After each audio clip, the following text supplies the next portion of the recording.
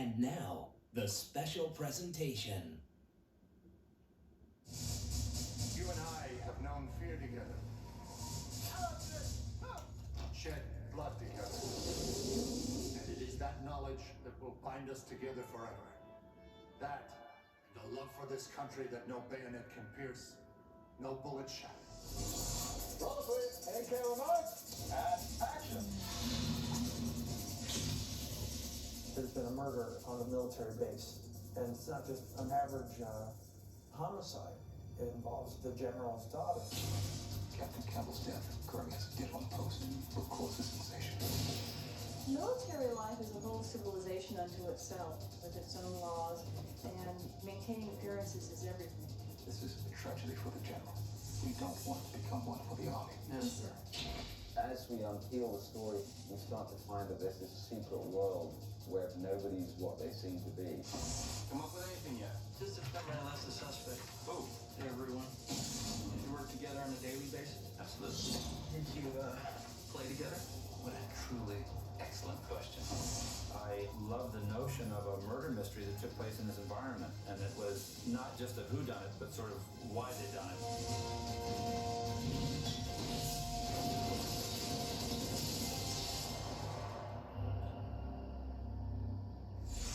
John Travolta stars in the psychological murder mystery, The General's Daughter, from Con Air director Simon West. The film co-stars Madeline Stowe, James Woods, Timothy Hutton, James Cromwell, Leslie Stephenson, and Clarence Williams III. The story is based on Nelson DeMille's best-selling novel. The thing that mostly attracted me to the material was the story. It stuck with me. I was interested in it because I didn't know what was going to happen next. I think secondly, I discovered what I could do with the character. You're going to have to decide on this one, Paul.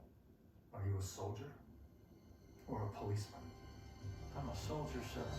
Travolta plays a top detective for the Army's Elite Criminal Investigation Division. Basically, they're cops, but they're in the army, and so there's very different rules to both being a policeman and being a soldier. For one thing, they don't have to wear uniforms, they don't have to have military haircuts. The people they arrest, they don't have the right to an attorney, they don't have the right to remain silent. So John Travolta is this perfect kind of rogue soldier. You can't search your outpost house without getting civilian search warrant. The story starts with him undercover, playing a completely different role. Sergeant White here. It's Colonel Ken Brenner, so you can drop the cheesy southern accent.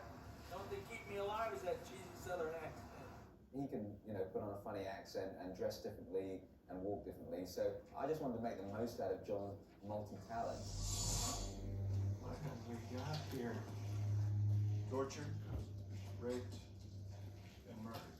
It was the thriller aspect of this story that appealed to producer Mace Neufeld, whose other credits include Patriot Games and Clear and Present Danger. There's been an apparent rape and murder on a military base in the South. The victim was a female Army captain who is the daughter of the commanding general on the base. She's a West Point graduate, kind of an Army poster girl. The general is about to retire and run for vice president. And John Travolta is called in and told to wrap up the case as quickly as possible. After 36 hours, the FBI will send in a task force to investigate. The intention is to finish up the investigation before this event has got to be relegated to outside authorities, namely the FBI, which will then open it up to the press, the media, which is something that he does not want to have happen. Just find the son of a bitch. We'll find the son of a bitch, sir. Order? The film was shot at various locations in and around Savannah, Georgia, from historic plantations to remote swamplands. I decided to set the story very firmly in the Deep South because I wanted old architecture, I wanted that oppressive heat, I wanted the dark, shadowy past of the South. So I kind of refer to it as sort of Southern Gothic look. The look of Savannah and all those old houses and plantations that doubled as part of military apparatus was just magnificent for what we're trying to do. Believe me, this has the feel, the sweat, the heat, the mosquitoes, that simmering intensity that comes in a southern military base. It's a fascinating town because as beautiful and as exquisite as the buildings are, there's a definite sense of something very decayed and decrepit and seedy happening. The film was shot during one of Savannah's hottest summers on record, which posed a number of practical challenges. The humidity is like 100% and the temperature's always in the 90s. And every afternoon a thunderstorm comes in and we have to run for cover so we don't get electrocuted. And we even got hit by a tornado the other day. So it's pretty interesting weather here.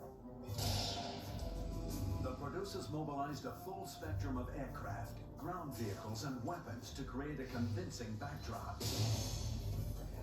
For certain cast members, the military aspects of the story rang true to their own experiences. Well, I not only grew up in the military, but I was actually nominated to the United States Air Force Academy. So I've been very familiar with the military environment, and I must say it's been captured amazingly well in this film.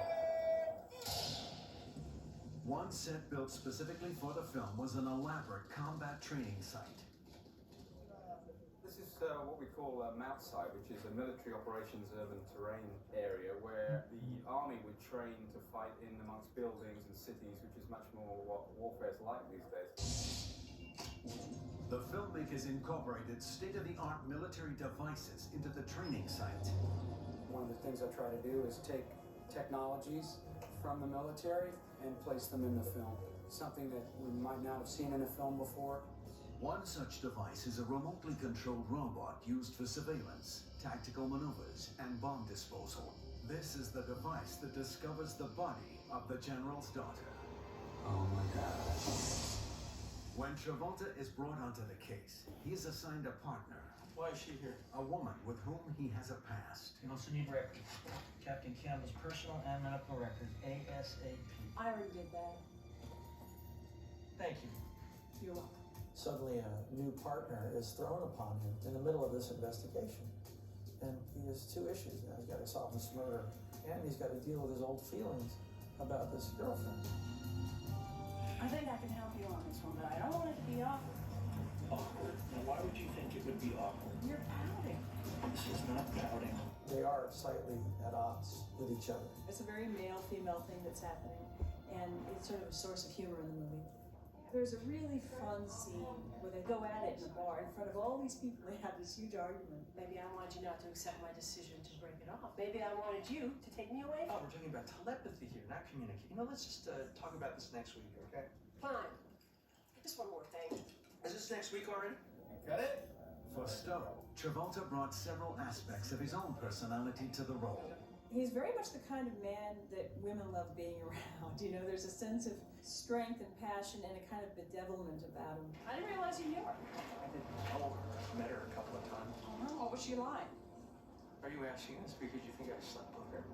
Madeline Stowe is so beautiful, and she's such a good actress. We just at once felt comfortable and caring toward each other. We had an innate or natural chemistry that I felt was unusual. Why was she murdered? Well, possible motives for murder are profit, revenge, jealousy, to conceal a crime, to avoid humiliation and disgrace, or plain old homicidal maniac. In researching the original novel, author Nelson DeMille was fascinated by the difference between civilian and military investigations. The counterpoint between how the military acts and how the civilian world acts makes for fascinating drama. It looks the same, it looks like American justice, but really deep down it is Army justice, and Army justice is always concerned with good order and discipline. We have three ways of doing things. The right way, the wrong way, and the Army way. From day one, you take an oath of allegiance to the country, but also to the military, and I think the idea of duty on a country is still very pervasive in the military. In this investigation, Travolta and Stowe uncover a number of suspects. Who? Everyone. Everyone, indirectly or directly, either knows the general's daughter or has been involved with her somehow. And so the air is precarious, to say the least. In a key scene, Travolta heads for the nerve center of activity at the base, the Officers Club. I wanted a scene at the beginning of the movie to show the difference between John Travolta's character and the rest of the people that he was investigating. And I wanted to put him in this environment where the whole room was full of hundreds of officers that were all of a higher rank than him, and he likes to swagger into that room and show everybody that although I'm, of a much lower rank than the rest of you, I could arrest any one of you When I walk into this room with my partner, you can just feel the weight of suspicion, of the almost finding out of things. And he knows intrinsically that he's got this effect on the whole room. So he's also kind of getting off on the idea that he's making these people less uncomfortable at this moment, but also hoping to find a clue by making them feel possibly uncomfortable. They seem